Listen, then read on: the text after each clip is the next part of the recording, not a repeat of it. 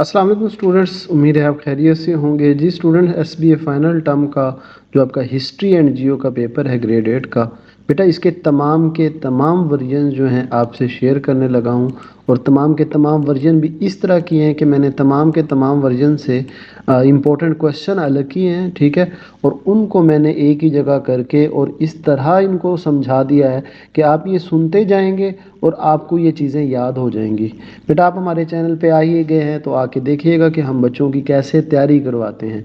आप ये वीडियो सुनेंगे ना तो सुनते सुनते ही आपको सवालात जो हैं वो याद होना शुरू हो जाएंगे। और ये इंग्लिश और उर्दू मीडियम दोनों के हैं। तो बेटा जल्दी से आप पहले वीडियो को कर दें लाइक और चैनल को कर दें सब्सक्राइब अगर आप नए आए हैं। और पुराने बच्चों से मेरी गुजारिश है कि बेटा कमेंट सेक्शन में आप ज़रूर बताया करें कि आपका प्रीवियस पेपर कैसा हुआ और हम आपकी तैयारी कैसे करवा रहे हैं। ये ताकि नए आने वाले बच्चों को पता चलता है कि यहाँ पे तैयारी कैसे की जाती है और किस तरह इन हमारे क्वेश्चन जो होते हैं वो कैसे होते हैं, आते भी हैं या नहीं आते। तो बेटा ये तमाम वर्जन के मुकम्मल क्वेश्चन आंसर हैं।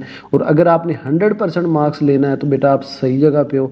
और दूसरी जो हमारी अहम बात होती है, हम समझा के पेपर देते हैं, याद करवाते हैं। और ये वीडियो के एंड पे आप भी फील करोगे। अच्छा बेटा, हम स्टार्ट करने से पहले बात कर लें। आपको पता ही है ये हमारे 100 मार्क्स का पेपर चल रहा है, ठीक है।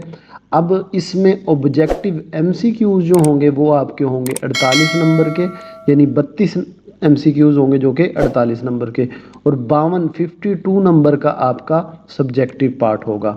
अच्छा बेटा, इस वीडियो में मैंने सिर्फ सब्जेक्टिव पार्ट को कवर किया क्योंकि वरना वीडियो लंबी हो जाती है और हमारी आदत रही है सब्जेक्टिव की अलग वीडियो है और ऑब्जेक्टिव की अलग वीडियो है। बेटा आप ऑब्जेक्टिव की अगर 48 में से 48 नंबर लेना चाहते हैं तो ऑब्जेक्टिव की अलग वीडियो बनाई है, उसमें भी मैंने एमसीक्यूज को समझा के बताया, ठीक है। इसी तरह सब्जेक्टिव की हमारी 52 नंबर की है। तो ये जी शुरू करते हैं और इंशाल्लाह आपका एक क्वेश्चन भी मिस नहीं होगा और आपको ये चीज़ें याद भी हो जाएंगी। आज बेटा मैंने ख़ास आपके लिए काम किया क्योंकि ना ये अभी आपकी हिस्ट्री और जियो होती है, जब आप 9th-10th में जाते हैं ना तो फिर ये पाक स्टडीज़ बन जाती है आपकी। और पाक स्टडीज़ से ना मतलब बच्चे ज़्यादातर यूँ कह लें कि वो इसको नहीं अच्छा समझते, कहते हैं याद नहीं होती। लेकिन मैंने आज इनको ना रेंज ऐसे की है ना, आप देखिएगा मैंने ना देखिए कितनी मेहनत की है। मैंने हर वर्ड को हाईलाइट किया, इंपॉर्टेंट इंपॉर्टेंट, कि अगर ये इतना बड़ा क्वेश्चन है ना तो इसमें से कैसे हमने चीज़ें फ़ौरन से कैसे याद करनी है। तो वो मैंने हाईलाइट की है चीज़ों को। आप देखिएगा कि आप कहेंगे कि ये तो सर बहुत आसान हो गया, ठीक है। तो चलें जी शुरू करते हैं। पहला हमारा क्वेश्चन है, गांव से शहर जाने वाली सड़कों की अहमियत बयान करें, ठीक है। Explain the importance of roads from village two cities. अब देखिए 5 नंबर का क्वेश्चन है और आपने सिर्फ एक बात बतानी है, भाई जो गांव से शहर जा रही है ना सड़कें, उससे किसान को फ़ायदा होता है, उसकी किसान की अहमियत है उसके लिए। क्यों? क्योंकि किसान अपनी फसलें शहर की मंडियों में बेचता है, इससे उसे पैसे उसको ज़्यादा मिलते हैं, नर्ख जो है वो ज़्यादा मिलते हैं। मेरे ख्याल में अब ये कोई मुश्किल बात नहीं है, 5 नंबर का क्वेश्चन है। हमने इसमें क्या कहा कि गांव से शहर जाने वाली जो सड़कों का फ़ायदा ये है कि किसान जो है अपनी फसलें शहर की मंडियों में बेचता है, उससे उसको पैसे ज़्यादा मिलते हैं। इंग्लिश में थोड़ा सा उन्होंने 1-2 वर्ड और ऐड कर दिए, लेकिन ये ठीक है इतना। जो ये अब उनकी आंसर शीट है जो पीईसी ने दी है, ठीक है। इसके बाद बेटा नेक्स्ट हमारा क्वेश्चन है 5 नंबर का। अब देखें, देखने में लग रहा है कि हो ये तो बहुत बड़ा क्वेश्चन है, ये कैसे होगा। अभी देखिए कैसे, मैं बताता हूँ कैसे होगा। क्वेश्चन है हमारे पास, highlight the role of Indian in the world war 2। अच्छा, ये जो वर्ल्ड वॉर 2 हुई थी यानी जंग अजीम दोम हुई थी, ये दो मुल्कों के दरमियान नहीं थी। एक साइड पे काफ़ी सारे मुल्क इकट्ठे हो गए, दूसरी साइड पे काफ़ी सारे मुल्क इकट्ठे हो गए, यानी ये मुल्कों के दरमियान, इसीलिए तो इसको जंग अजीम कहते हैं। मतलब 15-20 मुल्क एक साइड पे हो गए, 15-20 मुल्क एक साइड पे हो गए। तो अब वो कहते हैं कि ये जो जंग अजीम हुई थी इतनी बड़ी, इनमें हिंदुस्तानियों का भी कोई किरदार था कि नहीं था, तो उस पर नोट करना है।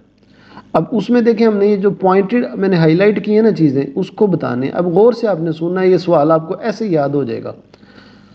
एक तो आपने बात याद रखनी है कि ये जो जंग अजीम थी ये कब हुई थी? 1939, ठीक है।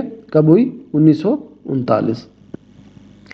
अच्छा अच्छा जो हमारी तरफ यानी जो बरतानवी हुकूमत थी ना, जो अंग्रेज़ हम पे काबिज थे, وہ چاہتے تھے کیونکہ انڈیا جو ہمارا اکٹھا تھا، یہ پاکستان انڈیا، اب انگریز چاہتے تھے کہ انڈیا والے یعنی ہندوستان والے ہمارے ساتھ مل کے لڑیں، ٹھیک ہے، ایک بات ہو گئی۔ 1939 میں ہوئی، جو انگریز چاہتے تھے کہ جو ہندوستانی ہیں یہ ہمارے ساتھ مل کے لڑیں، اسی لیے اس وقت کا جو انگریزوں کا وائسرائے تھا، وائسرائے جو انگریزوں نے اپنا ہندوستان میں بھیجا ہوتا تھا کہ تم پورے ملک کو سنبھالو، تو لارڈلن لتھگو تھا، اس نے قائد اعظم سے بھی ملاقات کی اور گاندھی سے بھی، کیونکہ مسلمانوں کا قائد اعظم ہوتا تھا، گاندھی ہندوؤں کا ہوتا تھا، کس لیے کی؟ حمایت کے لیے، کہ بھئی آؤ ہمارے ساتھ مل کے لڑو۔ بات سمجھ آ رہی ہے؟ اچھا، کہتے کہ برطانوی کی حکومت نا اس حقیقت کو جان چکی تھی کہ بھئی مسلمان، ہندو اور سکھ جب تک ہمارے ساتھ نہیں ہوں گے نا، ہم جنگ نہیں جیت سکیں گے، یہ جو جنگ عظیم ہے، ٹھیک ہے۔ تو اس لیے انہوں نے کیا کیا؟ اچھا، پہلے وہ بڑا ظلم کرتے تھے مسلمانوں پہ بھی، سکھوں پہ بھی، ہندوؤں پہ بھی برصغیر میں، لیکن اب انہیں حمایت چاہیے تھی تو انہوں نے مقامی لوگوں کو رعایتیں دینا شروع کر دیں، اچھا خدمات پیش کرنا شروع کر دی، ان کے رویے بھی ٹھیک ہو گئے اور ان کو کہا ہم تمہیں آزادی بھی دیں گے، ٹھیک ہے، سمجھ آ گئی بیٹا؟ اب ہم نے اس میں اگر اس کو سمرائز کروں تو کیا کہا؟ 1939 میں ہوئی، برطانوی حکومت ہندوستانیوں کو اپنے ساتھ ملانا چاہتی تھی، اس لیے انگریزوں کا لارڈلن لتھگو قائد اعظم اور گاندھی سے اس نے ملاقات کی، کیونکہ وہ جانتے تھے کہ جب تک ہمارے ساتھ مسلمان، ہندو اور سکھ نہیں ملیں گے ہم جنگ نہیں جیت سکیں گے، تو اس لیے مسلمان برصغیر کے لوگوں کو ملانے کے لیے ان کو رعایتیں بھی دینا شروع کر دیں اور ان کے رویوں میں بھی نرمی آ گئی اور ان کو آزادی بھی دینے کا فیصلہ کر لیا۔ تو یہ ہندوستانیوں کا کردار تھا، ٹھیک ہے، ہوپ فلی تھوڑی چیزیں اس کو سمجھ آئی ہوں گی۔ اس کے بعد بیٹا نیکسٹ ہمارے پاس کوشچن ہے 5 مارکس کا، 5 نمبر کا، write a note on the decline of Ottoman empire. یہ جو سلطنت عثمانیہ تھی اس کے زوال پر نوٹ لکھیں۔ اچھا، اس کا زوال پہ نا 1900، کیونکہ مسلمانوں کی حکومت تھی اور بہت بڑی سلطنت تھی، لیکن یہ ایک تو خود اس کے اندر جو ہے نا کمزوریاں آ گئی تھی، اس میں تو کوئی شک نہیں، لیکن ادھر نا اتحادی 1915 میں اس کو توڑنے پھوڑنے، اس کے ٹکڑے کرنے کا منصوبہ بنا رہے تھے۔ اب یہ یاد رہے اتحادی پتہ کون ہے؟ یہ جو آج کل کے یہ انگریز نہیں سارے اکٹھے ہوئے، سارے برطانیہ، امریکہ، برطانیہ، یہ سارے انگریز تھی، ان کی شروع سے اسی طرح کی پلاننگ رہی ہے، ٹھیک ہے، ان کو اتحادی، یہ کافی ملکوں کا ایک گروپ ہے جنہیں اتحادی کہتے ہیں۔ تو اچھا، زوال ہم بتا رہے تھے سلطنت عثمانیہ کا، ہم نے کہا کہ 1915 میں نا شروع میں ہی، اوائل میں ہی اتحادی جو ہے نا سلطنت عثمانیہ کے ٹکڑے کرنے کے منصوبے میں لگ گئے۔ ایک تو بات ہم نے یہ کر دی، اور اس منصوبے میں طے یہ ہوا تھا، جو سلطنت عثمانیہ کا جو دارالحکومت ہوتا تھا قسطنطنیہ، وہ خفیہ ایک انہوں نے معاہدہ طے کیا اتحادیوں نے کہ بھئی قسطنطنیہ ان سے لے کے نا اور سلطنت عثمانیہ کے ٹکڑے کر کے وہ ہم روس کو دے دیں گے، ٹھیک ہے، روس ان کا ساتھی تھا، لیکن یہ اس وقت تو ہوا نہیں، کیونکہ روس خود ٹوٹ پھوٹ گیا جنگ کے جب اس پہ جنگ کے بعد، ٹھیک ہے، جب کہ بعد میں نا کیونکہ روس جنگ سے نکل جو، انہوں نے کہا میں نہیں لڑتا بھائی تمہارے ساتھ، سمجھ آ رہی ہے؟ انہوں نے یعنی دوسرے انگریزوں نے انہیں کہا تھا روس کو کہ ہم تمہیں قسطنطنیہ دے دیں گے اور سلطنت عثمانی کے حصے کر کے وہ تمہیں دے دیں گے۔ اچھا، روس میں خود ہی انقلاب آیا اور وہاں ٹوٹ پھوٹ پڑی گئی، تو روس تو کہا بھائی تم لڑو جنگ عظیم، میں دستبردار ہوں، میں نہیں تمہارے ساتھ لڑتا، مجھے نہیں نہ قسطنطنیہ چاہیے نہ تم سے مجھے سلطنت عثمانیہ چاہیے، وہ تو دستبردار ہو گیا۔ پھر اس کے بعد نا ایک سکائس پائیکاٹ معاہدہ ہوا، اس کی وجہ سے اس میں پھر انہوں نے کہا کہ جی سلطنت عثمانیہ کو تو توڑ دو، اس کو تقسیم کرو، ٹھیک ہے، تو یہ چیزیں وجہ بنی سلطنت عثمانیہ کی۔ خیر، اس میں یہ نہیں بتایا کہ اندر میں بھی مسلمانوں کے آپس میں لڑائی چل رہی تھی، لیکن ہم نے باہر کی بات کرنی ہے، تو یہ کچھ سین تھا، ٹھیک ہے۔ اب اگر میں اس کو سمرائز کروں، 1915 میں ایک تو اتحادی منصوبہ بنا رہے تھے اس کو توڑنے کی، اور منصوبہ کیا تھا کہ روس چونکہ ان کا ساتھی تھا نا، وہ کہہ رہا تھا کہ قسطنطنیہ اور سلطنت عثمانیہ کو توڑ کے تجھے دے دیں گے، لیکن روس میں خود انقلاب آ گیا، ٹوٹ پھوٹ پڑ گئی، وہ تو جنگ سے ہار گیا، جنگ سے ہی باہر ہو گیا۔ تو پھر اس کے بعد سکائس پائیکاٹ اتحادیوں کا معاہدہ تھا 1916 میں، اس میں بھی پھر یہی تجویز تھی کہ تقسیم کر دو، وہ ہوتے ہوتے پھر ہو ہی گئی، ٹھیک ہے۔ تو یہ ہمارا کوشچن۔ اس کے بعد بیٹا ہمارے پاس کوشچن ہے پاکستان میں ٹرانسپورٹ کے نظام کے بارے میں وضاحت کریں۔ اچھا، اب دیکھیں، اب یہ دیکھنے میں لگ رہا ہے اچھا میں اس کو کیسے بتاؤں گا؟ بھائی جو آپ دیکھ رہے ہو اسی کو بتا دو، یہ پاکستان کا سپورٹ میں کیا کیا ہوتی ہیں، مطلب کیسے سفر ہوتا ہے، سڑکوں کے ذریعے، ریلوے کے ذریعے، اور بحری جہاز بھی ہوتے ہیں تھوڑے بہت، ٹھیک ہے۔ اب یہی ذرائع آمد و رفت ہیں۔ سامان آپ کا کس طرح جاتا ہے؟ سڑکوں کے ذریعے جاتا ہے، یا وہ ریل میں مال گاڑیاں آتی ہیں، یا بحری جہازوں سے جاتی ہیں، یہی تو ہے نا ذرائع۔ اب وہ کہتا ہے کہ ان کے نظام کے بارے میں بتائیں کیسا ہے، تو وہ کہہ رہا ہے بھائی سڑکیں ساری ٹوٹی پھوٹی ہیں، گاڑیاں بھی پرانی ہیں، ریل گاڑیاں جو ہیں جو کہ ملک کی ضروریات کو پورا نہیں کر رہی ہیں، ریلوے کا نظام بھی بہت پرانا ہو چکا ہے۔ تو اس وجہ سے پاکستان کی تجارت کو نقصان بھی بہت زیادہ ہو رہا ہے۔ اگر ہمارے پاس اچھے ذرائع آمد و رفت ہوں گے تو پاکستان کی زیارت تجارت کہہ لیں اس کو، ٹھیک ہے، بھی دگنی اور چگنی ترقی کرے گا، ٹھیک ہے۔ میرے خیال میں اس میں کوئی بھی اتنی یاد کرنے والی بات نہیں ہے۔ ہم نے اس میں کیا کہا، ہم نے بتانا ہے پاکستان کا ٹرانسپورٹ سسٹم۔ ہم نے کہا کہ بھئی جو پاکستان کا ٹرانسپورٹ سسٹم ہے، جو ذرائع آمد و رفت ہے، اس میں سڑکیں آ جاتی ہیں، ریلوے آ جاتا ہے، اور بحری جہاز آ جاتے ہیں۔ وہ کہہ رہا ہے کہ سڑکیں ٹوٹ پھوٹی کشکار ہیں، گاڑیاں پرانی ہیں، اور ریلوے کا نظام اتنا پرانا ہے، اور اسی وجہ سے پاکستان کو نقصان بھی ہو رہا ہے۔ اگر یہ چیزیں صحیح ہو جائیں تو پاکستان ترقی کر لے، ٹھیک ہے۔ اس کے بعد بیٹا کوشچن ہے نیکسٹ ہمارا، بندرگاہیں کیا ہوتی ہیں پر نوٹ لکھنا ہے۔ اچھا یہ نوٹ اس نے ڈائریکٹ لکھ دیا، آپ کو پتہ ہے ویسے بندرگاہ کیا ہوتی ہے؟ آپ نے کبھی تصویر میں یا ویڈیو میں کبھی دیکھا ہو کہ سمندر کا کنارہ ہے اور وہاں پہ بڑے بڑے کنٹینر لگے ہوئے ہیں اور سامان اتر رہا ہے اور لوڈ ہو رہا ہے، وہی تو بندرگاہیں ہیں سمندر کے کناروں پہ جو ہوتی ہے۔ کراچی میں آپ نے شاید کسی ویڈیو یا تصویر میں یا ڈائریکٹ کسی نے دیکھا ہو، ٹھیک ہے، تو وہ بندرگاہیں ہیں۔ اب ان کی کیا کردار ہوتا ہے؟ تو ہم نے کہا بھئی اس کا تو بہت اہم کردار ہے، ٹھیک ہے۔ اس میں جو ہمارے پاس نمایاں بندرگاہیں ہیں، ایک کراچی کی ہے اور ایک گوادر کی بندرگاہ ہے۔ یہ بہت بڑی بندرگاہیں ہیں، یہ یوں سمجھ لیں کہ پاکستان کا ایک مرکزی مقام ہے جہاں تجارتیں ہوتی ہیں۔ کیوں؟ اب آپ کا جتنا بھی سامان امپورٹ ہوتا ہے نا، پاکستان آتا ہے، وہ پہلے وہیں کنٹینر آ رہے ہوتے ہیں سولر سسٹم کے اور پتہ نہیں کیا کیا چیزیں، تو وہیں اترتی ہیں وہ، ٹھیک ہے، بندرگاہوں پہ۔ اچھا اب یہ ہم نے کر دیا یہ بات۔ وہ کہتے ہیں کہ درآمدات اور برآمدات، یعنی جو ملک میں چیزیں آ رہی ہیں یا ملک سے جا رہی ہیں، یہ بندرگاہوں کے ذریعے ممکن ہو سکتا ہے۔ اور پھر بندرگاہوں میں روزگار مل رہا ہے لوگوں کو، ظاہر ہے وہاں کام کر رہے ہیں لوگ، ٹھیک ہے۔ تو اچھا یہ ہمارے پاس کراچی کی بندرگاہ ہے نا، اسی وجہ سے تو چائنا والوں نے سی پیک معاہدہ کیا ہے۔ وہ یہ چائنا سے ایک سڑک بنے گی اور ہوتے ہوتے کراچی تک جائے گی، اور پھر چائنا آگے سامان بھیجے گا، تو یہ بندرگاہ ہی کی اہمیت ہے۔ اگر نہ ہوتی بندرگاہ، وہ سی پیک ہی نہیں بناتا۔ اس سے معاشی سرگرمیوں میں اضافہ ہوتا ہے، ظاہر ہے چیزیں آ رہی ہیں، لوڈ ہو رہی ہیں، بک رہی ہیں، خرید رہے ہیں، تو یہ معاشی سرگرمیاں بڑھ رہی ہیں، تجارت بڑھ رہی ہے، ٹھیک ہے، اور ملک کی معیشت اچھی ہو رہی ہے۔ تو یہ ہمارے بندرگاہوں پہ نوٹ میں سمرائز کروں بھئی، ہم نے کہا کہ جو کراچی اور گوادر کی بندرگاہ جو ہے یہ مرکزی مقام ہے، بڑی بندرگاہیں ہیں، یہ ہماری درآمدات و برآمدات میں سہولت فراہم کرتی ہیں، اس میں روزگار ملتے ہیں۔ جو سی پیک کا معاہدہ ہو رہا ہے یہ بندرگاہ کی وجہ سے ہو رہا ہے، اور بندرگاہوں کی وجہ سے ہی معاشی اس میں سرگرمیاں بڑھتی ہیں، جس سے تجارتی تعلقات بہتر ہوتے ہیں، ہماری معیشت بہتر ہوتی ہے، ٹھیک ہے۔ اچھا اس کے بعد بیٹا نیکسٹ کوشچن ہے ہمارا، نقل و حمل کی وجہ سے کاربن کے اخراج کو کم کرنے کے 5 طریقے لکھیں۔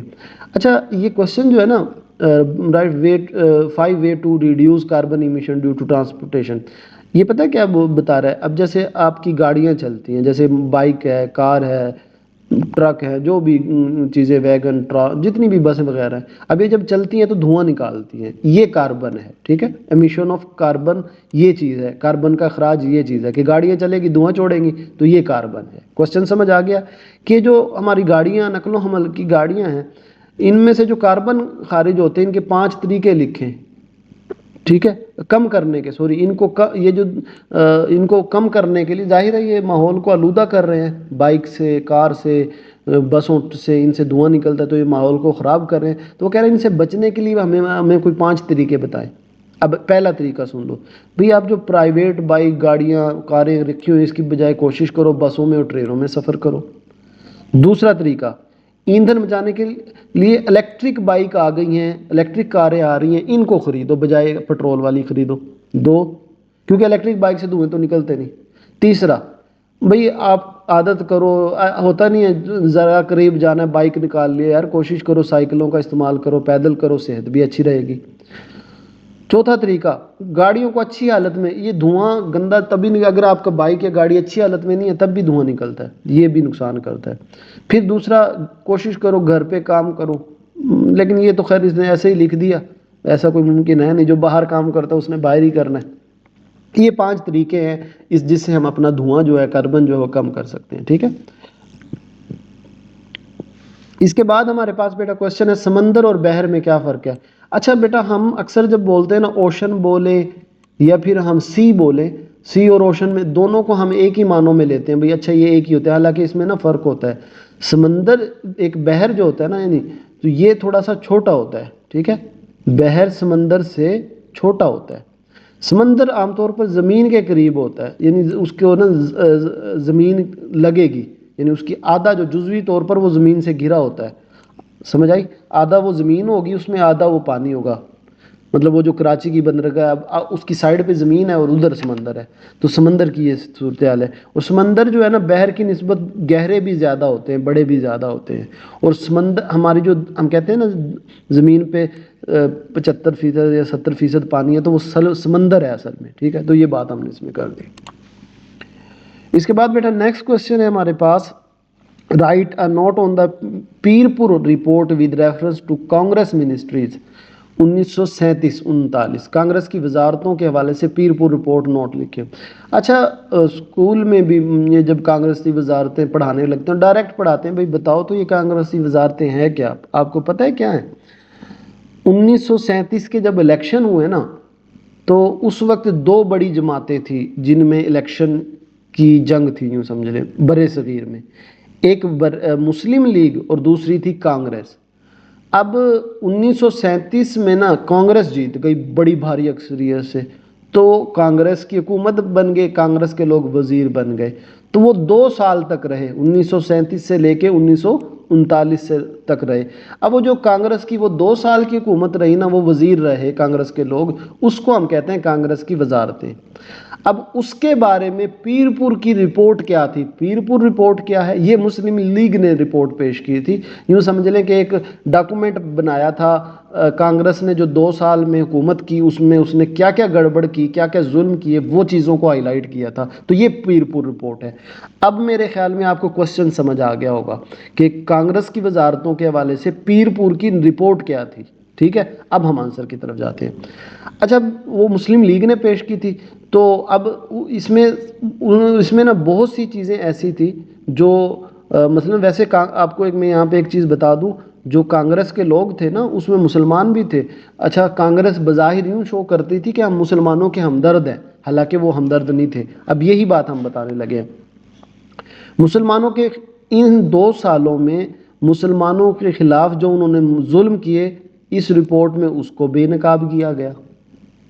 किसमें, पीरपुर रिपोर्ट में। दूसरा, अजानों पे जो उन्होंने पाबंदियां लगाई मुख्तलिफ इलाकों में, वो बताई गई। ये गऊ कशी, मतलब गाय, क्योंकि हिंदू धर्म में गाय नहीं काट नहीं सकते ना, ज़िबा नहीं कर सकते, हम तो करते हैं, तो उस पर भी उन्होंने पाबंदियां लगाई।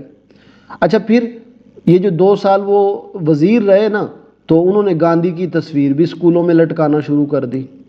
हालांकि भाई तुम्हारा हिंदू और मुसलमानों का क्या कसूर है। इसके अलावा भी बहुत सी पॉलिसियां थी जो फ़र्क इम्तियाजी पॉलिसियां थी, वो उनका बंदे मातरम में मुसलमान बच्चों को कहा वो भी पढ़ो, तो ये जुल्म था मुसलमानों पर, तो जो कि कांग्रेसी वजारतों ने किया था 1937-39 में। तो पीरपुर रिपोर्ट में इन चीज़ों को हाईलाइट किया गया कि भाई ये देखो ये काम कर रही है कांग्रेस से। तो अच्छा, उस दौर में मुसलमान कांग्रेस को, बहुत से मुसलमान कांग्रेस को अच्छा समझते थे, लेकिन जब ये रिपोर्ट आई तो इससे, अब देखिए पहली वाली लाइन में अब बता रहा हूँ कि ताल्लुकात पर नुमाया असर पड़ा, मुसलमानों और कांग्रेस की वजारतों के ताल्लुकात पर जब ये चीज़ें सामने आई तो बहुत असर पड़ा, और मुसलमान तब बेदार हुए और उन्हें पता चला अच्छा कांग्रेसों के तो ये अज़ाइम है, ये वो चाह रहे हैं, ठीक है।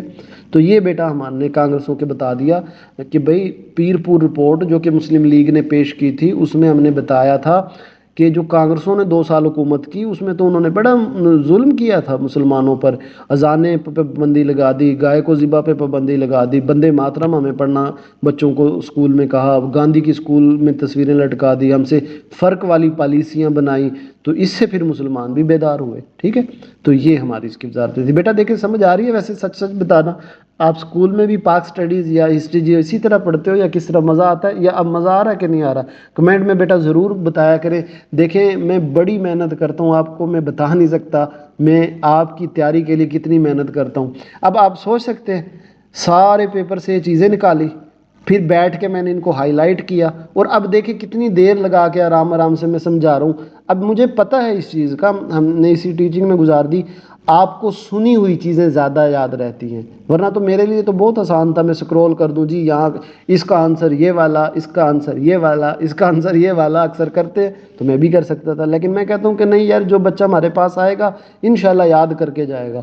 کوئی ایسا بھی بچہ ہے نا جو یاد نہ بھی کرتا, وہ بھی کچھ نہ کچھ تو لکھ لے گا, لیکن آپ یاد کر کے جائیں کیونکہ یہ 100% کی تیاری ہے. ٹھیک ہے, اور بیٹا کمنٹ میں ضرور بتایا کریں, اس سے میری حوصلہ افزائی ہو جاتی ہے, میں خوش ہو جاتا ہوں کہ اچھا میرے بارے میں بچے یہ گمان کر رہے ہیں. ٹھیک ہے, اس کے بعد بیٹا کوشچن ہے ہمارے پاس, ہندوستان چھوڑ دو تحریک کے بعد مسلم لیگ کا رد عمل. اب دیکھیں 6 نمبر کا کوشچن ہے, write down the reaction of Muslim league after quit India movement. اچھا آپ کو بتاؤں ہندوستان چھوڑ دو تحریک کیا تھی. گاندھی نے یہ نعرہ لگایا تھا کہ ہندوستان چھوڑ دو. ٹھیک ہے, انگریزوں کے لیے کیا نعرہ لگایا, آپ یہاں سے نکل جاؤ, ہندوستان چھوڑ دو. مسلم لیگ تھی جو قائد اعظم تھا, وہ یہ نہیں کہتا تھا کہ ہندوستان چھوڑ دو, وہ کہتا تھا تقسیم کرو اور چھوڑ دو. یعنی ہندوستان چھوڑ دو جو کانگریس کی یعنی گاندھی کا نعرہ تھا کہ ہندوستان چھوڑ دو انگریزوں کو, انہوں نے اس کا ساتھ نہیں دیا بلکہ اس کی مذمت کی, اس کی مخالفت کی. کیوں؟ انہیں پتا تھا کہ اگر انگریز چلے گئے اور انہوں نے ہمیں الگ ملک نہ دیا تو ہندو تو مسلمانوں کے ساتھ کبھی بھی انصاف فراہم نہیں کریں گے. تو لہٰذا انگریزوں کو وہ کہا کرتے تھے قائد اعظم کہ بھئی تقسیم کرو اور پھر چھوڑ کے جاؤ, ایسے نہیں. ٹھیک ہے, بات سمجھ آئیے آپ کو؟ دیکھیں 6 نمبر کا کوشچن ہے.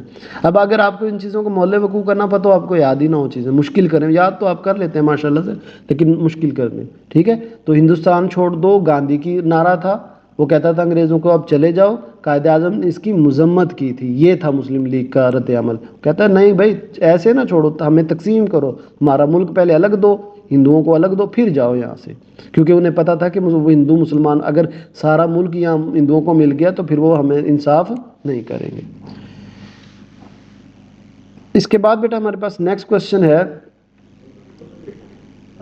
What was the result of the war of independence. جنگ آزادی جو ہوئی تھی اس کا کیا نتیجہ نکلا. اچھا جنگ آزادی یوں سمجھ لیں کہ یہ ایک بہت بڑا ایک رد عمل تھا, ایک بہت بڑی کوشش تھی, کیونکہ بہت عرصے بعد ہندو مسلمان اور سکھ مل کر انہوں نے انگریزوں کے خلاف یہ لڑائی لڑی تھی 1857 میں. اس کو جنگ آزادی کہتے ہیں. تو وہ کہتے ہیں اس کا نتیجہ کیا تھا. انہوں نے کہا یار یہ کوشش تو بہت بڑی تھی, شدید تھی, لیکن کچھ وجوہات کے بنا پر ناکام ہو گئی. ناکام کیوں ہو گئی؟ کوئی آپس میں ان میں اتحاد ہی نہیں تھا, وہ مسلمان آپس میں ہی لڑ رہے تھے, ان میں اختلاف تھا, تو جو مرکزی قیادت تھی وہ کمزور پڑ گئی, تو اس لیے وہ پھر وہ جنگ ہار گئے, جنگ آزادی. ٹھیک ہے, تو یہ دیکھیں 5 نمبر کا کوشچن ہے. اس کے بعد بیٹا نیکسٹ کوشچن ہے ہمارے پاس, name the things that East India Company trade with India. اچھا کون کون, اب دیکھیں یہ 5 نمبر کی صرف گرم مسالوں کے, انہوں نے یہی پوچھا بھائی ایسٹ انڈیا کمپنی تھی جو انگریزوں کی کمپنی تھی, وہ کیا کیا چیزیں بیچتی تھی. مسالہ جات, ریشم, کپاس, رنگ, چائے. ٹھیک ہے, آپ کو چائے کے بارے میں بتا دوں, یہ چائے انگریز لے کے آئے. اس سے پہلے ہم پاکستان انڈیا جو بر صغیر تھا کٹا, انہیں پتہ ہی نہیں تھا چائے کیا, یہ لسی پیتے تھے, دہی پیتے تھے, تو یہ لے کے آئے. تو خیر کیا کیا بیچتے تھے, مسالہ جات, ریشم, کپاس, رنگ اور چائے. اس کے بعد بیٹا کوشچن ہے ہمارے پاس, اب دیکھیں دیکھنے میں کتنا بڑا لگ رہا ہے, حالانکہ آسان سی چیز, آسان سی. صنعتی ترقی میں سائنس اور ٹیکنالوجی کا کردار. ٹھیک ہے, role of science and technology in industrial development, کہ جو انڈسٹریز بنتی ہیں کیا اس میں سائنس کا کردار ہے؟ بھائی بہت بڑا کردار ہے. یہ یوں سمجھے فنانشل بھی, مالی طور پہ بھی, اور سب سے بڑی بات ٹیکنیکل, تکنیکی طور پہ بھی. سائنس آپ کو نئی نئی چیزیں نہیں بنا کے دے گا تو آپ ملیں گے پرانے طریقوں سے بناؤ گے. تو وہ کہتا ہے کہ بھئی بہت اہم کردار ہے, خاص طور پہ جو مالی اور تکنیکی مدد ہوتی ہے بہت. اچھا پھر اس نے نا, اب دیکھیں یہ یہاں سے لے کے نا یہاں سے لے کے یہاں تک, یہ سوال میں صرف اس نے اگزامپل دی ہے, اور اگزامپل میں اس نے کیا کہا ہے کہ بھئی جیسے کراچی کی اسٹیل مل لگی تھی تو روس نے ہماری مدد کی تھی سائنسی طور پہ. ٹھیک ہے. جب کراچی میں نیوکلیر پاور لگا تھا تو پھر ہمیں کینیڈا نے مدد کی تھی سائنسی طور پہ، اور اس کے علاوہ چین بھی ہماری مدد کر رہا ہے. تو یہ اس کی ایگزامپل ہے. پہلے ہم نے کہہ دیا ہاں جی اس کی اہمیت ہے مالی طور پہ بھی، تکنیکی طور پہ بھی، اور پھر ہم نے ایگزامپل دی، مثال دی کہ بھئی روس نے کراچی کا مل بنا تھا، کراچی میں سٹیل مل بنی تھی تب ہیلپ کی تھی. جب کراچی میں نیوکلیر پاور پلانٹ لگے تھے کینیڈا نے ہیلپ کی تھی، اور چین بھی ہمارے لیے ہیلپ کر رہا ہے. ٹھیک ہے. اب یہاں تک یہ بات بتا دی. پھر آگے ہم بتا رہے ہیں کہ جو سافٹ ویئر ٹیکنالوجی آج کل آ رہی ہے، آئی ٹی آ رہی ہے، یہ بھی ایک سائنس ہے. تو اس سے بھی پاکستان کی مارکیٹنگ میں، میڈیا سٹائل میں بہتری آئی ہے. ٹھیک ہے. تو وہ کہتا ہے کہ سائنس جو ہے یہ حکومتی امداد کی وجہ سے موجودہ جو دور میں جو چیلنجز ہے، غربت ہے، ان کو، اور اس انڈسٹریز میں کام آ سکتی ہے، بہتری آ سکتی ہے. تو یہ بیٹا 5 نمبر کا کوشچن. اس کے بعد suggest some way in which Pakistan can compete with its international trading partners. کوئی ایسے طریقے بتائیں جو پاکستان بین الاقوامی تجارتی اہم منصوبوں کے ساتھ مقابلہ کر سکتا ہے. تو مطلب اس کا سمپل مطلب یہ ہے کہ ہم انٹرنیشنلی اپنی تجارت یا ٹریڈ کو کیسے بہتر بنا سکتے ہیں، کیسے بہتری آئے گی. اب یہ دیکھیں میں نے ہائی لائٹ کیے ہیں 4-5 چیزیں، یہ آپ نے ذہن میں رکھنی ہے، کوشچن آپ خود بھی لکھ لو گے. پہلی بات بھئی آپ کے ملکوں کے ساتھ تعلقات وہ اچھے ہونے چاہیے. اچھے تعلقات ہوں گے تو لوگ آپ سے تجارت کریں گے. آپ کی کوالٹی اچھی ہونی چاہیے، کوالٹی کنٹرول اچھا ہونا چاہیے چیزوں کا، تبھی تو باہر کے ملکوں میں چیزیں بکیں گی. ٹائم شیڈول پہ آپ پورا اتریں. آپ انہیں کہیں کہ میں 14 اگست کو چیزیں بھیج رہا ہوں تو آپ نے 15 اگست نہیں کرنی. ٹھیک ہے. پھر WTO کو برقرار رکھے. WTO بیٹا یہ دنیا کا انٹرنیشنل کوالٹی چیکر ہے، یعنی یہ اگر جس کو اپروو کر دینا تو اس کو پھر ساری دنیا مانتی ہے کہ یہ چیز صحیح ہوگی. تو اس پہ پورا اترے، اس کے معیاروں پہ پورا اترے. کرنسی کے تبادلے کو بہتر بنائیں. مطلب کہ اپنی کرنسی کا جو تبادلہ ہے، یعنی ڈالر سے روپے اور روپے سے یون، ان کو بہتر کریں. تجارتی وفود ملک میں بھیجیں. اس کا مطلب ہے کہ لوگوں مطلب ٹریڈ کیسے ٹھیک ہوگی، آپ دنیا میں لوگ بھیجیں، اپنے وفد بھیجیں کہ بھئی ہم سے تجارت کرو، ہم سے تجارت کرو. تو یہ 4-5 چیزیں ہیں، اس سے آپ کی تجارت ٹھیک ہو جائے گی. اچھے تعلقات ہوں، کوالٹی اچھی ہو، ٹائم پہ چیزیں دیں، WTO کا معیار برقرار رکھیں، کرنسی کے تبادلے اچھے کریں، اور تجارتی وفود بھیجیں. ٹھیک ہے. اس کے بعد بیٹا نیکسٹ کوشچن ہے ہمارے پاس کہ پاکستان کی ٹیکسٹائل انڈسٹری کی اہمیت کا تجزیہ کریں. پاکستان کی جو انڈسٹریل ہے، ٹیکسٹائل انڈسٹری ہے، یعنی جو کپڑے وغیرہ کی ہے، اس کی اہمیت کا تجزیہ کریں اور 3 طریقے بتائیں اس کی بہتری کے لیے.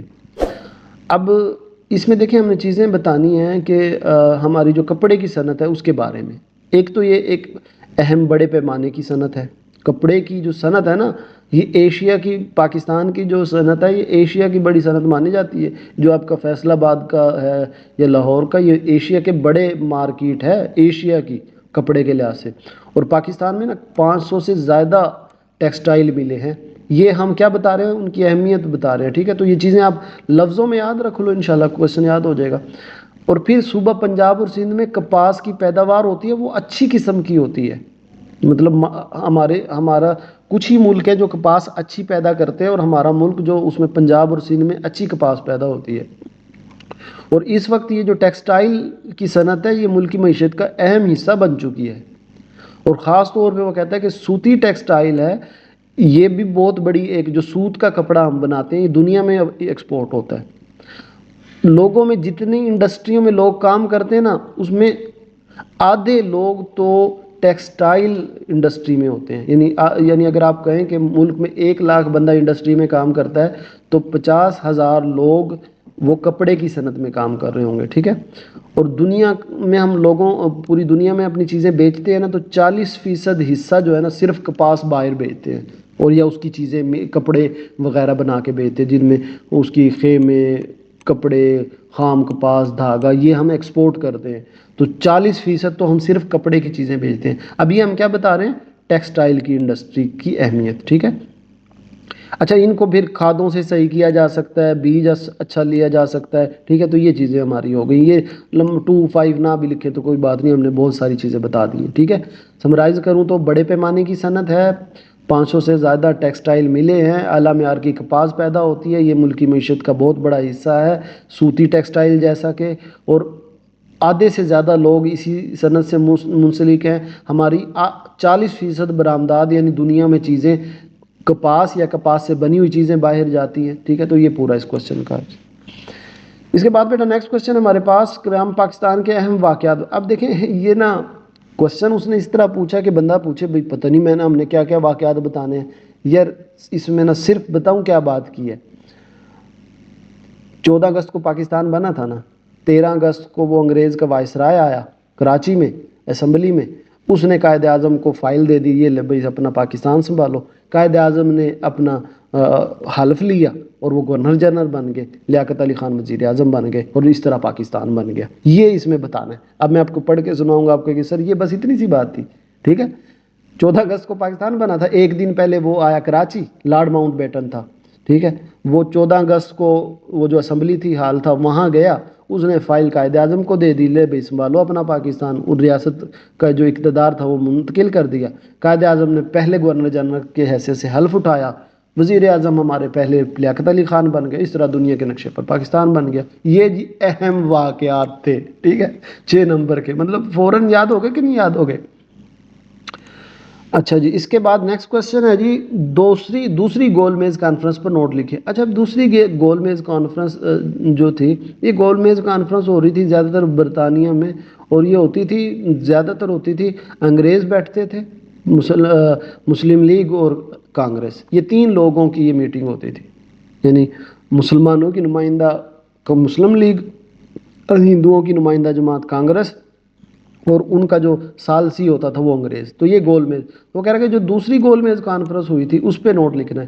اب ایک تو بیٹا یہ ضرور لکھے کہ یہ 19 جنوری 1931 میں ہوئی، 19 جنوری 1931 میں ہوئی، ٹھیک ہے۔ اب وہ نا اس وقت کانگریس آ نہیں رہی تھی، وہ کہہ رہے ہم نہیں آتے، تو جو انگریز تھے یا دیگر مندوبین جو میٹنگ میں تھے، ٹھیک ہے، جو آئے تھے میٹنگ کے لیے، وہ کانگریس آ نہیں رہی تھی، وہ پھر ان کا خیال تھا کہ اگر کانگریس نہیں آ رہی، کانگریس کی عدم موجودگی میں تو یہ کانفرنس بیکار ہے۔ مطلب اگر کانگریس میں اور مسلم لیگ میں لڑائی ہے، برطانیہ نے صلح کرانی ہے، کانگریس ہی نہیں آئے تو پھر مسلمانوں اور انگریزوں نے کیا کرنا ہے آپس میں آ کے؟ تو وہ کہتے تھے کہ کانگریس کی موجودگی ہونی چاہیے۔ تو اسی اسنا میں یعنی اسی دوران گاندھی اردن معاہدہ طے پایا، ہندوستان میں ہوا تھا، ٹھیک ہے۔ تو اس میں کیا تھا کہ کانگریس نے نا، گاندھی نے یا کانگریس نے ان دنوں ایک سول نافرمانی کی تحریک چلائی ہوئی تھی۔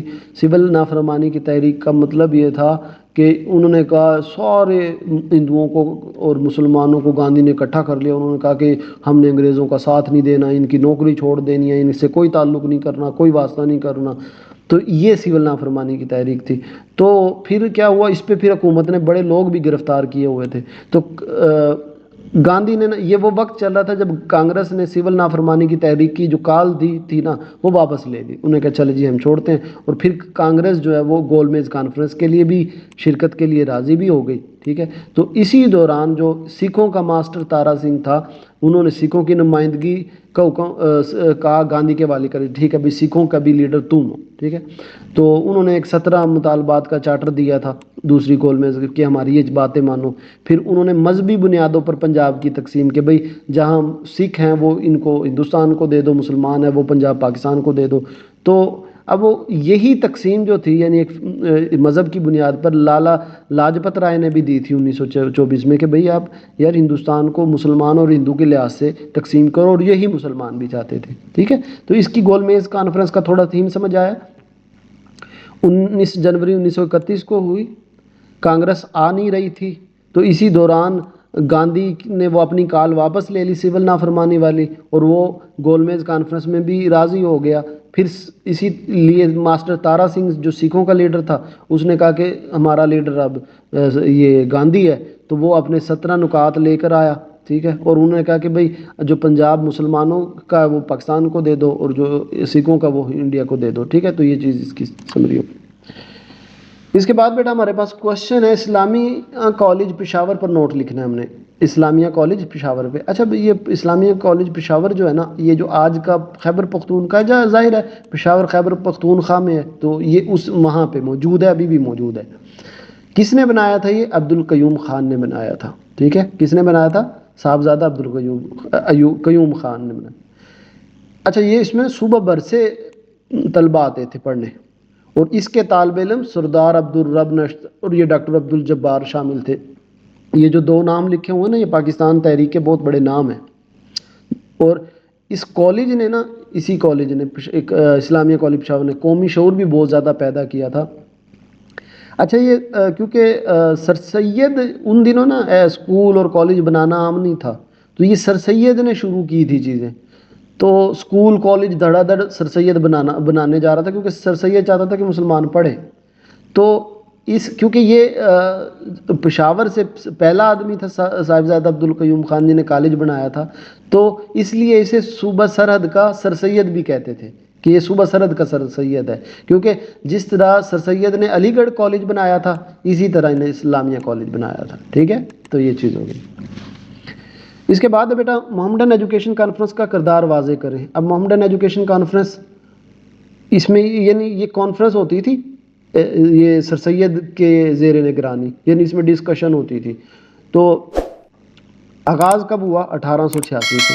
اس کا مقصد کیا تھا کہ تعلیم سے لگن پیدا ہو مسلمانوں میں، اور یہ تعلیم کے ساتھ ساتھ ایک سیاسی پلیٹ فارم بھی تھا، جہاں مندوبین یعنی میٹنگ کرنے والے لوگ جو آتے تھے ان پہ سیاسی اور تعلیمی بحث کرتے تھے، بات ہوتی تھی. اور سر سید کیا کرتے تھے کہ یار انگریزوں کی مخالفت نہ کرو، سر سید یہ کہتے تھے، کیونکہ مسلمان انگریزوں کی مخالفت کرتے تھے، انگریز حکومت تھی ان کی، وہ پھر ظلم کرتے تھے. تو سر سید نے اس کا یہ حل نکالا کہ یار ان سے مخالفت نہ کرو، یہ ہمارے اب بن گئے ہیں حکمران، تو ان سے مل کے چلو. تو اس وجہ سے پھر یہ کہ انگریزوں کا وہ پھر رویہ تھوڑا سا ٹھیک بھی ہو گیا تھا. ٹھیک ہے. ہوائی نقل و حمل، یہ جو جہازوں سے ہوتی ہے، اس پہ خصوصیات بیان کرنی ہے. 5 نمبر کے آسان سی بات ہے بھائی. ایک تو یہ فوری ضرورت ہے، مطلب کہیں ایسی جگہ جہاں پہ کوئی سامان نہیں پہنچ رہا تو جہاز پہ فوراً چلا جائے گا. یہ وہاں بھی چیزیں پہنچا دیتا ہے جہاں دوسرا راستہ نہ ہو جہاز. ٹھیک ہے، لیکن یہ مہنگا طریقہ ہے، لیکن ہے بہت تیز اور قابل اعتماد طریقہ. اور یہ پہاڑی علاقوں اور برف سے ڈھکے راستوں پہ بھی فوراً جہاز ہے، اس نے ہوا سے جانا ہے. تو دیکھیں 5 نمبر کی چیز آسان ہے. اس کے بعد ہے گاؤں سے شہر جانے والی سڑکوں کی اہمیت. یہ ہم نے پہلے بھی بتا دی ہے کہ بھئی اس سے فائدہ کسان کو ہوتا ہے کہ وہ اپنی چیزیں شہروں میں جا کے بیچتا ہے اور مہنگی بیچتا ہے. اس کے بعد بیٹا پاکستان کی اہم برآمدات بتانی ہے. کپاس اور کپاس سے بنی چیزیں، مچھلیاں، کھیلوں کا سامان، چمڑے کا سامان. یہ ہم کیا بتا رہے ہیں جو پاکستان دوسرے ملکوں کو دیتا ہے، باہر بھیجتا ہے. آلات جراحی، یہ جو میڈیکل کا سامان ہے، آپ کو حیرانگی ہوگی سب سے اچھا دنیا میں، مطلب سب سے اچھا سے مراد ہے بہت سارے ملکوں میں یہ آپ کے سیالکوٹ سے بن کے جاتا ہے. آلات جراحی جو یہ سرجری کے جو سامان ہوتے ہیں. تو قالین ہے، ہاتھ کی بنی ہوئی چیزیں، یہ برآمد کرتا ہے، یعنی دوسرے ملکوں کو بھیجتا ہے. اس کے بعد نیکسٹ کوشچن ہے جی، اوزون کی تہ کی کمی کی نقصان دہ اثرات بتائیں. اچھا ایک بات بتا دوں، جیسے یہ ہماری زمین ہے نا، یہ ہماری زمین ہے، ہماری زمین کے کچھ میٹر فاصلے پہ اس طرح کی اوزون کی ایک تہ ہے. ٹھیک ہے، یہ ایک تہ ہے. اب جو ہم دھواں گیسیں چھوڑ رہے ہیں نا، اس سے یہ جو یہ اوزون کی تہ ہے نا، اس سے کیا ہو رہا ہے، یہ ٹوٹ رہی ہے اس طرح، یعنی دھواں ادھر سے جاتا ہے، اس اوزون کی تہ کو لیک کر رہا ہے. کوشچن ہمارے سامنے یہ ہے کہ اوزون کی تہ کی یہ جو کمی ہو رہی ہے، اس کے کیا نقصان ہو رہے ہیں. ٹھیک ہے، کوشچن سمجھ آ گیا. تو ہم بتا رہے ہیں کہ اس کے نقصان یہ ہو رہے ہیں کہ جو سورج کی روشنی ہے، سورج میں نا کچھ ریز ایسی ہوتی ہیں جو انسان کے لیے، زمین کے لیے اچھی ہوتی ہیں، اور کچھ نقصان دہ ہوتی ہیں، الٹرا وائلٹ ریز. اچھا جب یہ طے پوری تھی تو تب تو یہ ریز یہاں سے ٹکرا کے واپس چلی جاتی تھی. ٹھیک ہے، لیکن اب یہ لیک ہو رہی ہے گرین ہاؤس ایفیکٹ کی وجہ سے. تو وہ جو الٹرا وائلٹ ریز تھیں وہ کہاں آ رہی ہیں؟ ہماری زمین پہ آ رہی ہیں. اس لیے الٹرا وائلٹ شعاعیں جو ہیں وہ زمین تک آ رہی ہیں، جانداروں تک پہنچ رہی ہے، جس سے اس ریز سے جلد کے کینسر بڑھ رہے ہیں، قوت مدافعت خراب ہو رہی ہے، آنکھوں بھی خراب ہو رہی ہیں، تو اس ریز کی وجہ سے. تو یہ اوزون طے کا ہم نے نقصان بتا دیا کہ اس کے یہ نقصان ہو رہا ہے. ٹھیک ہے. اس کے بعد ہے جی گلوبل وارمنگ کیا ہوتی ہے. اچھا گلوبل وارمنگ بھی یہی چیز ہوتی ہے. میں چلو آگے ہی بنا دیتا ہوں. اب دیکھیں زمین ہے نا، زمین، اب اوزون طے ہے. اب جب باہر سے روشنی آتی ہے نا، شعاعیں آتی ہیں، تو کیا ہوتا ہے کہ جو فائدے کی شعاعیں ہیں نا وہ یہاں پہ روک لی جاتی ہیں. ٹھیک ہے، اور جو نقصان دہ شعاعیں ہیں وہ واپس بھیج دی جاتی ہیں. لیکن وہ لیک ہو رہا ہے تو نقصان دہ شعاعیں اندر اکٹھی ہوتی جا رہی ہیں، اکٹھی ہوتی جا رہی ہیں. تو اس سے کیا ہو رہا ہے کہ زمین کا جو درجہ حرارت ہے وہ بڑھتا جا رہا ہے، اور وہ کہتے ہیں کہ 2011 سے 2020 تک بہت زیادہ بڑھ گیا، تو اس کو ہم گلوبل وارمنگ کی، یہ دیکھیں گلوبل سارا ہے وہ وارم ہو گیا ہے، گرم ہو گیا ہے، ٹھیک ہے۔ 5 نمبر کا ہے، اللہ کرے آپ کا آ جائے۔ پاکستان کے ادائیگی کے توازن کو بہتر بنانے کے اقدامات بتائیں۔ ادائیگی کے تعاون کا مطلب ہوتا ہے کہ آپ مال کتنا بیچ رہے ہیں، یعنی یوں سمجھ لیں کہ عام گھر کی روٹین میں کہ آپ کما کتنا رہے ہیں اور لگا کتنا رہے ہیں، تو اس کو بہتر کیسے بنایا جا سکتا ہے؟ بھائی اس کو بہتر بنایا جا سکتا ہے کہ آپ نا زیادہ اور اعلیٰ قیمتی اشیاء بنائیں اور ان کو باہر بیچیں، ٹھیک ہے، اپنی چیزیں جو ہیں وہ قیمتی بنائیں، مطلب بڑی بڑی چیزیں بنائیں اور ان کو بیچیں۔ پھر جو آپ کی ڈیمانڈ ہے، عالمی طلب ہے، یعنی دنیا میں دیکھیں کس چیز کی ڈیمانڈ ہے وہ چیزیں بنائیں، جیسے آئی ٹی ہے، مارکیٹنگ ہے، ان کو بہتر بنائیں، اور اپنی آبادی کو بھی کنٹرول کریں، کیونکہ جتنا زیادہ آبادی ہوگی خرچ بھی زیادہ ہوگا۔ تو یہ 3 طریقے ہم نے بتا دیے اور 5 نمبر کے، ٹھیک ہے۔ اس کے بعد ہے سمندر کو لاحق خطرات بتائیں۔ اچھا دیکھیں، سمندر کو لاحق خطرات بتانے ہم نے کون کون سے خطرے ہیں۔ اب آپ نا پہلے یہ رٹ لیں، لفظ رٹ لیں کہ جو میونسپل فضلہ ہے، یہ جو گندگی میونسپل کی ہے، شہروں کی گندگی ہے، یہ ایک خطرہ ہے۔ جو گلوبل وارمنگ ہو رہی ہے، شعاعیں آ رہی ہیں، یہ بھی خطرہ ہے۔ کارخانوں سے جو دھواں اور گند نکل رہا ہے، یہ بھی سمندر کے لیے خطرہ ہے۔ بحری جہازوں سے بھی چلتے ہوئے تیل نکلتا ہے یا وہ دھواں چھوڑتے ہیں، تو یہ بھی ایک خطرہ ہے۔ اور جو زیادہ یہ ماہی گیری مچھلی وغیرہ پکڑ رہے ہیں، یہ بھی خطرہ ہے۔ اب ہیڈنگ آپ کے ذہن میں آگے تو آپ لکھ لو گے۔ اب میونسپل فضلہ جو ہے، یہ ہماری گند جاتا ہے، سمندری جو جاندار ہیں وہ تباہ ہوتے ہیں، ان جو بایو ڈائیورسٹی حیاتیاتی یعنی وہ جاندار ہیں ان کا تنوع ختم ہو رہا ہے، ٹھیک ہے۔ تو اسی طرح اب جو گلوبل وارمنگ ہے، اس سے درجہ حرارت بڑھ رہا ہے، جو سمندر میں جانور ہیں ان کی اقسام خطرے میں پڑ رہی ہے۔ کارخانوں سے جو سیوریج اور دیگر پانی سمندر میں چھوڑتے ہیں، یہ مچھلیاں وغیرہ مر رہی ہیں۔ تو یہ طریقہ ہے، ٹھیک ہے۔ آپ نے لیکن ہیڈنگ یاد کرنی ہے، آگے سے خود بتانا ہے۔ میونسپل فضلہ جو یہ آبادیوں کا گند ہے، یہ گلوبل وارمنگ ہے، کارخانوں سے نکلنے والا ویسٹ ہے، بحری جہاز ہیں، اور زیادہ مچھلیاں پکڑنا، ماہی گیری ہیں۔ یہ چیزوں کو سمندر کو، یہ خطرات ہیں سمندر کو، ٹھیک ہے۔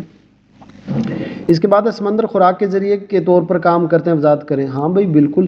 اچھا دیکھیں، ہم تو صرف مچھلیاں کھاتے ہیں نا، اور بھی بہت سی چیزیں ہیں سمندر میں جو غذا کے طور پہ کام ہوتی ہیں، مطلب بہت سی ایسی چیزیں، اور وہاں بہت سی سمندر میں چیزیں اگتی ہیں جو مختلف انداز میں آبی زراعت کے وسائل ہیں، تو اور بہت سی یہ ایک ذریعہ ہے خوراک کا سمندر کا، ٹھیک ہے۔ تو یہ چیزیں ہم نے بتانی ہیں۔ اس کے بعد ہے جی 1928 کی نہرو رپورٹ میں اہم تجاویز۔ اچھا یہ 6 نمبر کا کوشچن ہے۔ 1928 میں نہرو رپورٹ ہوئی تھی، اس کے ہم نے بتانی ہے کہ اس میں کیا کیا ہے۔ اچھا ایک تو ہندوؤں نے پیش کی تھی، ہندوؤں کا تھا جواہر لال نہرو، اس نے یہ 5 پوائنٹ پیش کیے تھے۔ تو اس میں دیکھیں جی اس نے کیا کیا۔ اچھا یہ ساری مسلمانوں کے اگینسٹ کیا تھا اس نے۔ ایک تو نا کمیونٹی سے مراد آپ بس مسلمان سمجھ لیں کہ انہیں الگ ووٹر کا حق نہیں دیا۔ 1/3 کی بجائے 1/4 یعنی بہت کم کر دی نشستیں مسلمانوں کی۔ پھر ویٹیج، یعنی یوں نہیں، یہ وزن کا اصول نہیں ہے، لفظ ہے ویٹیج۔ ویٹیج کا مطلب ہے کہ اگر ملک میں جتنی آبادی ہے اسی کے لحاظ سے مسلمانوں کو سیٹ بھی دی جائیں، وہ نہیں دی گئی، تو الگ الگ اختیار کی بجائے وفاقی حکومت کی شکل دے دی۔ یہ بھی ایک مسلمانوں کے خلاف تھا پوائنٹ، بس آپ یہاں یہ یاد رکھ لیں کہ وفاقی شکل دے دی۔ دوسرا غیر مسلم، اب خیبر پختونخوا میں کوئی غیر مسلم علاقہ ہی نہیں ہے، وہاں بھی اس نے نشست، انہوں نے کہا کہ بھئی وہاں بھی غیر مسلم نشست ہونی چاہیے، سیٹیں ہونی چاہیے۔ تو یہ نہرو رپورٹ تھی 1928 کی، ٹھیک ہے۔ اس کے بعد بیٹا ہمارے پاس نیکسٹ کوشچن ہے، مسلم لیگ کی تنظیم نو میں قائد اعظم محمد علی جناح کا کردار۔ اب دیکھیں یہ میں کتنا بڑا لگ رہا ہے، حالانکہ کچھ پوائنٹ ہیں وہ آپ پڑھو گے یاد ہو جائیں گے۔ اب کوشچن یہ ہے کہ مسلم لیگ جو مسلمانوں کی جماعت تھی، قائد اعظم نے اس میں کیا تبدیلیاں کی تھی، کیا کردار تھا۔ اچھا میں ایک بات یہاں پہ بتا دوں آپ کو کہ جو قائد اعظم نے مسلم لیگ نہیں بنائی تھی، مسلم لیگ تو بنائی تھی بہت پہلے بنائی تھی، مطلب یہ جو کچھ لوگ تھے ان کے نام مجھے بھول گئے، کیا نام تھا، شملہ میں گیا تھا مسلمانوں کا وفد 1916 میں، سوری مجھے نام بھول گئے، تو وہ قائد اعظم تو بہت بعد میں آئے ہیں، 1916 کی بات ہے، ان دنوں تو قائد اعظم پڑھتے تھے، لندن میں پڑھتے تھے، تو مسلم لیگ بنی۔ اچھا وہ مسلم لیگ بنی، اس کو کوئی اتنا نہ کوئی جانتا تھا نہ مانتا تھا، مسلمان بھی اگر سیاست میں حصہ لیتے تھے وہ کانگریس میں جاتے تھے، تو مسلم لیگ کوئی مطلب بہت زیادہ ان دنوں نہیں تھی۔ تو یہ چڑھی ہے 1934 میں جب قائد اعظم واپس آیا نا، تو پھر اس نے مسلم لیگ جو ہے اس کو اکٹھا کرنا، متحد کرنا شروع کر دیا اور پارٹی کو دوبارہ زندہ کرنا شروع کر دیا۔ کیوں؟ مسئلے مسلم لیگ کی جتنی بھی ناقص کارکردگی تھی ان کو ٹھیک کرنے کی کوشش کرنے لگ گئے۔ اچھا، پھر قائد اعظم کی ہی کوشش سے مسلم لیگ کی 170 برانچ بن چکی تھی، شاخیں بن چکی تھی، تو مسلم لیگ کی جو پوزیشن ہے وہ آہستہ آہستہ مضبوط ہوتی جا رہی تھی، اور پھر ایک وقت آیا جب مسلمانوں کی واحد نمائندہ جماعت مسلم لیگ بن گئی تھی۔ تو یہ قائد اعظم کا کردار تھا جی، ٹھیک ہے۔ ہاں جی بچوں، مزہ آ رہا ہے؟ اب تھوڑا تھوڑا بور ہونا تو شروع ہو گئے، تو اب تھوڑا ویٹ کر لو تھوڑا، لیکن رہ گئے ہمارے کو 6-7 کوسچن رہ گئے ہیں بس، ٹھیک ہے۔ تو لیکن پھر بھی اس کو 2 حصوں میں سنو، ظاہر ہے بڑی ویڈیو ہے، اور پھر پاک سٹڈیز آپ کو پتہ ہے ٹائم لیتی ہے۔ آپ معاشی ترقی اور معاشی بڑھوتری کے بارے میں کیا جانتے ہیں؟ اب دیکھیں، اس میں 2 ہی بات ہے۔ معاشی ترقی جو ہوتی ہے اور معاشی بڑھوتری، یہ کیا ہے؟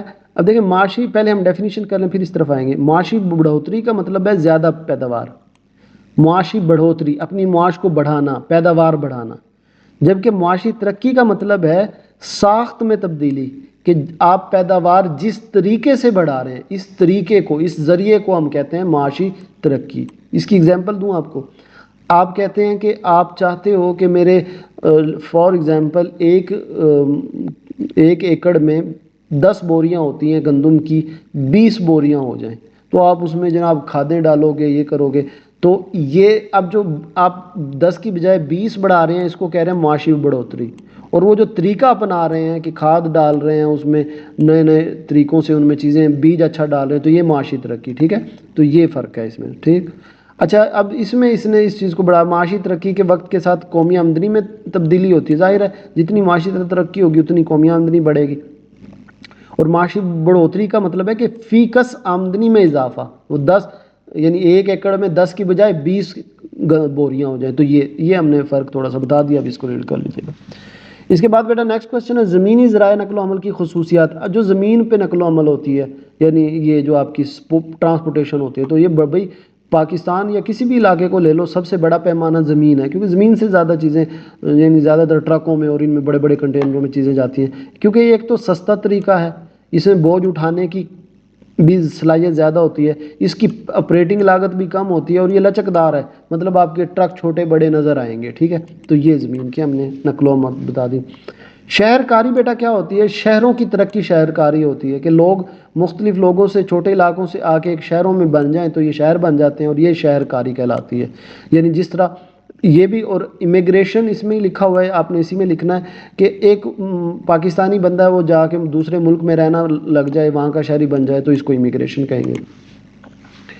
پاکستان کی گھریلو صنعت کے بارے میں آپ کیا جانتے ہیں؟ گھریلو صنعتیں یہ جو چیزیں، ایک تو یہ ہے کہ تمام صوبوں میں ہوتی ہے، یہ روزگار فراہم کرتی ہے، اور اس سے فائدہ یہ ہوتا ہے کہ آپ کو مقامی لوگ سستے مل جاتے ہیں، مطلب اگر آپ باہر انڈسٹری میں جائیں گے تو ان کی تنخواہیں زیادہ ہوتی ہیں، جبکہ جو گھریلو صنعتیں، چھوٹی چھوٹی صنعتیں ہوتی ہیں، ان میں کم چیزیں بھی پیسوں میں کم مل جاتی ہیں، اور ان پہ مقامی لوگ بھی سستے مل جاتے ہیں۔ تو یہ اصل میں ہے کیا؟ ہاتھ کی بنی ہوئی چھوٹی مشینوں سے بنی ہوئی چیزیں، یہ گھریلو صنعتیں ہیں۔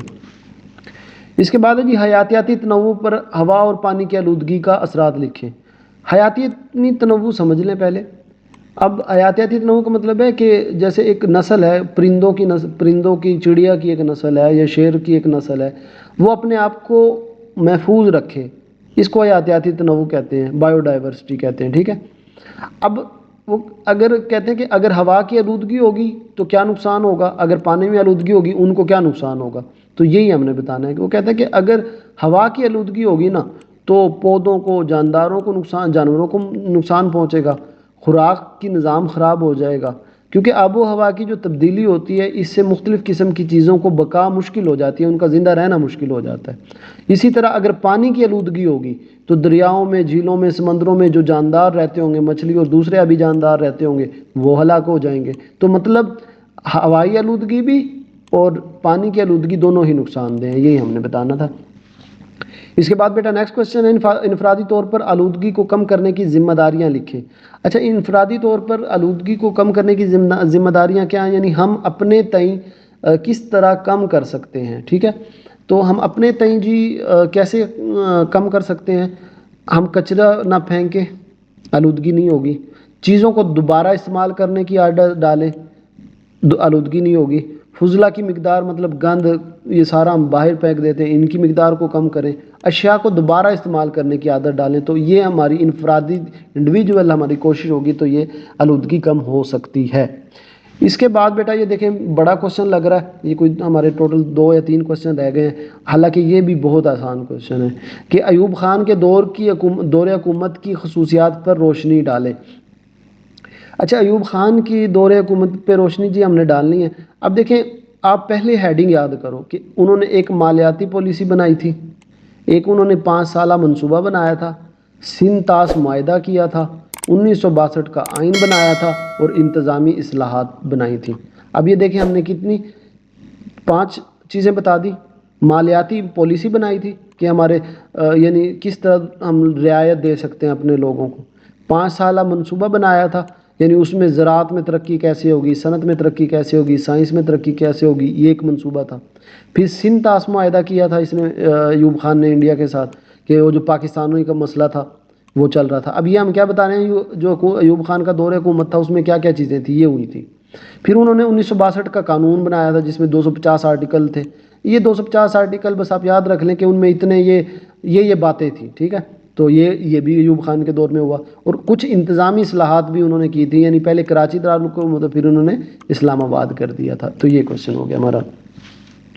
اس کے بعد بیٹا نیکسٹ کوشچن ہے پاکستان سرد جنگ کے اثرات لکھے. سرد جنگ کولڈ وار نا، یہ بڑے بڑے ملکوں کی.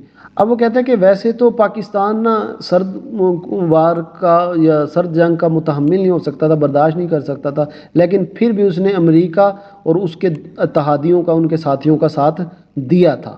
ٹھیک ہے.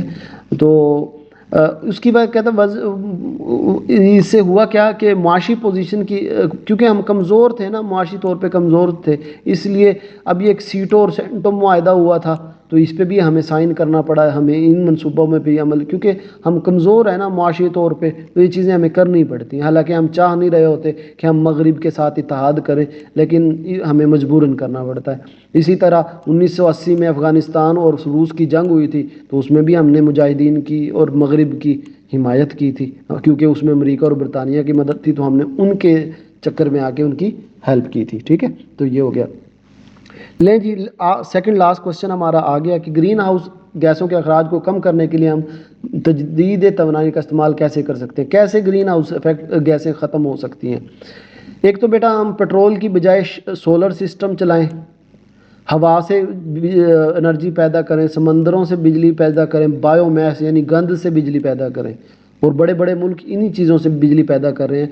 اس سے کیا ہوگا کہ فیولز کی ضرورت نہیں ہوگی، کیونکہ ساری گرین ہاؤس جو ہیں ہوتی یہ فیول سے ہی خارج ہوتی ہیں. تو اگر ہم فیولز کا استعمال کم کر دیں گے تو یہ گیسیں بھی کم ہوں گی. ٹھیک ہے. یہ لیں جی لاسٹ کوشچن ہے بیٹا. ویڈیو کو لائک آپ نے ضرور کر دینا ہے، چینل پہ نئے آئے ہیں تو سبسکرائب کر دینا ہے. اور میری محنت آپ کو کیسی لگی ہے، آپ کو ہمارا ہسٹری جیو کا پڑھانے کا انداز، حالانکہ یہ پیپر کا ٹائم ہوتا ہے، میں کوشش کرتا ہوں جلدی جلدی، ورنہ تو اگر ٹاپک وائز ہو تو بہت مزہ آتا ہے پڑھنے میں، لیکن پھر بھی بیٹا آپ نے بتانا ضرور ہے کیسا مزہ آیا یا نہیں آیا.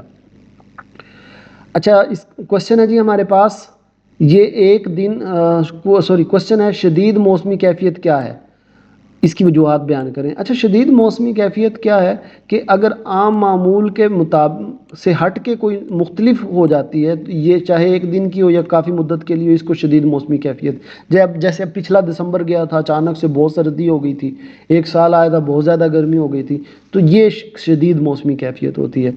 اچھا خاص طور پہ اس میں گرمی کی بات ہوتی ہے. تو زمین کیوں ہو رہی ہے، وجہ بتا رہے ہیں. زمین کا بڑھتا ہوا درجہ حرارت، بحر جو سمندر ہیں، بحر ہیں، ان کے درجہ حرارت بڑھ رہا ہے، عالمی ماحولیاتی تبدیلی ہو رہی ہے، گلوبل وارمنگ کی وجہ سے گلوبل وارمنگ ہو رہی ہے. تو یہ وجہ بنتی ہیں جس کی وجہ سے شدید موسمی کیفیت پیدا ہوتی ہے. تو بیٹا یہ ہمارے کوشچن تھے. اچھا میں آپ کو کوشچن نہ دکھا دوں سارے پیپرز کے، تاکہ نا آپ کو اندازہ ہو جائے کہ آپ کا جیسے یہ پیپر ہے نا، بعض بچے یہ دیکھ لیں بیٹا، تاکہ نا بعض بچے کوشچن چھوڑنے کے عادی ہوتے ہیں، تو وہ یوں نہ ہو کہ پورے پیپر کے ہی چھوڑ دیں. تو یہ دیکھیں ایک ہمارا یہ ہے ورژن، دوسرا ورژن یہ ہے، تیسرا ورژن ہمارا یہ تو انگلش کا ہے، پھر نیکسٹ ورژن ہے میں یہ اس لیے بیٹا دکھا رہا ہوں تاکہ آپ نہ کوئی اس میں سے ایسے نہ چھوڑ دیں جو پورا مثلا آپ سارے کے سارے یہ چھوڑ دیں اور صبح پیپر بھی یہی آ جائے خدا نخواستہ. تو نیکسٹ ورژن بیٹا آپ کا یہ ہے، پھر اس کے بعد یہ انگلش کا ورژن ہے، پھر اس کے بعد نیکسٹ اردو کا ورژن ہے. اور بیٹا کچھ ایسے کوشچن بھی ہیں جو مطلب اس میں نے ابھی دکھائے نہیں ہیں کیونکہ میں نے صرف اس میں آپ کو دکھانا تھا، مجھے نہیں پتا تھا کہ میں آپ سارے ورژن دکھاؤں گا. تو شروع کے جو 5-6 کوشچن ہیں اس والا پیپر نہیں ہے، وہ میں اگلی کی کسی ویڈیو میں آپ کو دکھا دوں گا یہ، لیکن اہم ہیں سارے، یہ سارے میں نے پیپر کے نکالے ہیں. تو اس میں سے آپ نے کوشش کریں سارا کریں. اور بیٹا دعا بھی ہے، دعا ہم نے کر دی، اب دعا ہم کرتے ہیں اللہ پاک آپ کو پیپر میں کوشچن ہی وہی آئیں چھوٹے چھوٹے جیسے یہ کوشچن ہے، جو آپ کو اچھے یاد ہو وہی پیپر میں آ جائے. اللہ کرے آپ کے 100% مارک آئیں. ہماری بیٹا ڈھیر ساری دعائیں ہیں. اپنا خیال رکھیے گا، بہت اچھی تیاری کیجیے گا. اللہ حافظ.